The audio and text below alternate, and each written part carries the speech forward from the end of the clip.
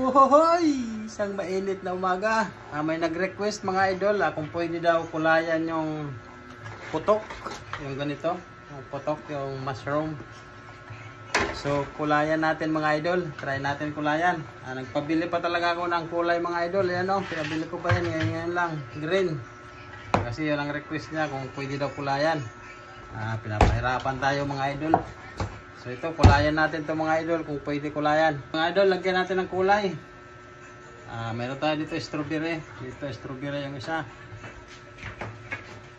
Ayan. Ito violet. Yun, so sa nag-request, dito na, gawin na natin. Lagyan natin ng kulay.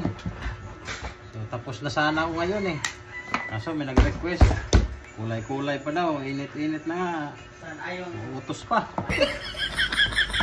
So yan, tatlo kulay. Gawin natin na ng tatlo. Yan. Ang muna natin sa ating roller mga idol. Yan na, panoorin. Yan ang kulay.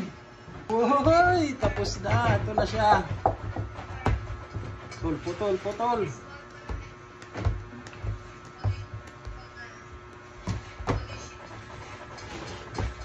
Yan, doon sa nag-request, ito na.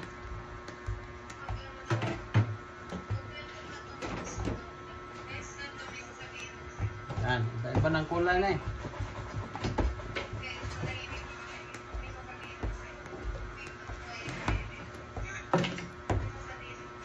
Bukan natin kung mabuo. Yan. Pre.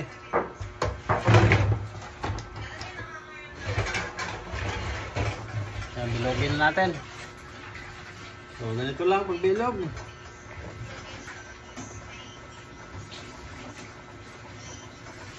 Magalaw yung mesa natin mga idol.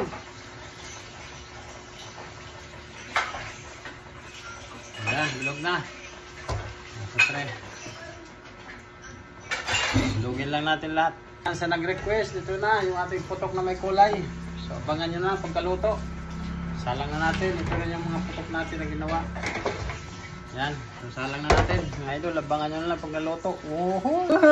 Luto na ang ating putok na may kulay. Ayan o. Ayos din naman ang kanyang resulta mga idol. So, pwede. Para doon sa nag-request, ito na. Pwede pala siya lagyan ng kulay. Ayan na o. Nakita nyo. Nag-iak din naman siya. No problem. So yan mga idol. Ito na ang finished product. Maura to. Amping kanunay. Bye-bye.